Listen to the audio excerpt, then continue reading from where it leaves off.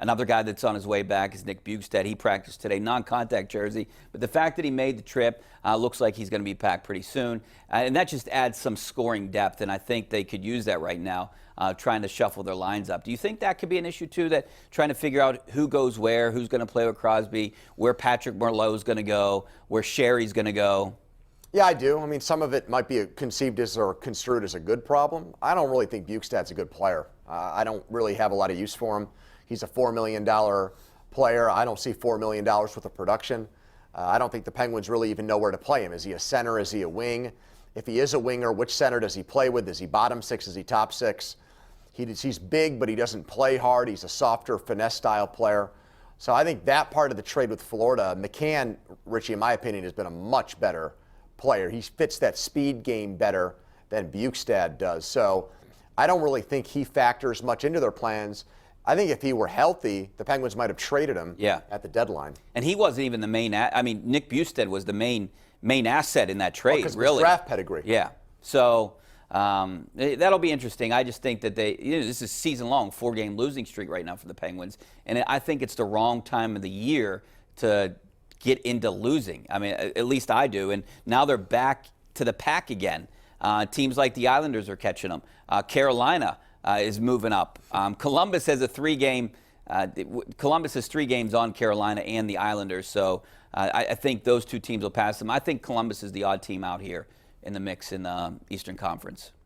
Okay, so you're a little bit rattled by the way they've played here. They've given up 16 goals in 4 games. You're not going to win giving up 4 goals a night. So what has you so concerned then? Other than the timing? They can't score. Okay. I don't know where it's gone. I mean, I know it's streaky, but you're losing to a team like Los Angeles. That's a team that you should win, 9 out of 10 times. Buffalo, that's a team that you should beat at home, right? I could see maybe losing to Toronto there. They played a pretty good game against Washington. They could have won that game. My concern right now is scoring goals.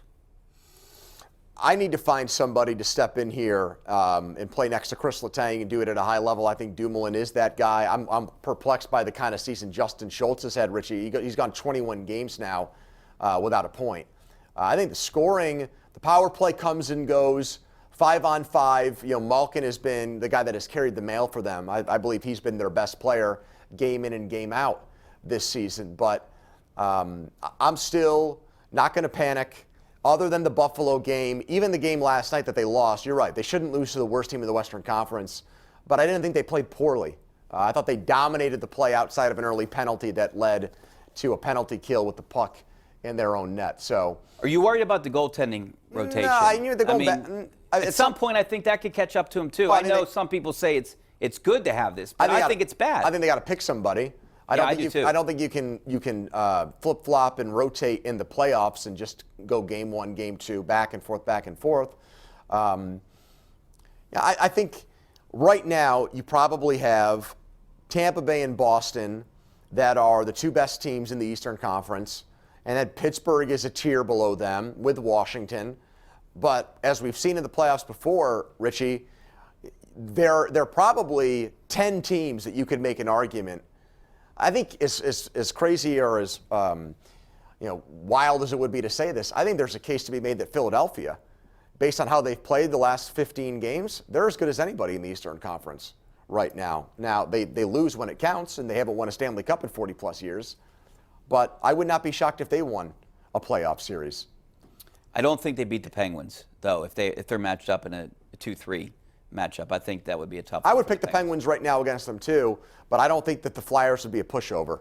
A couple of years ago, the Penguins beat them in 6 games. I thought Pittsburgh was definitely the better team. I don't feel that way right now, that the Penguins are far and away a cut above them. They're a better team. They've got 2 really good goaltenders. Philadelphia's Carter Hart when he's healthy.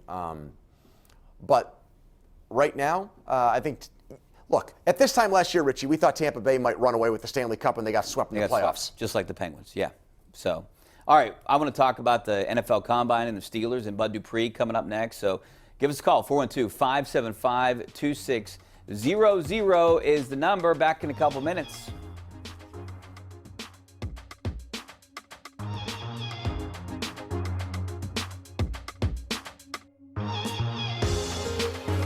The The Ireland Contracting Nightly Sports Call is brought to you by Ireland Contracting, celebrating 25 years as Pittsburgh's #1 home exterior expert in roofing, siding, windows, and gutters, where honesty and integrity still matter.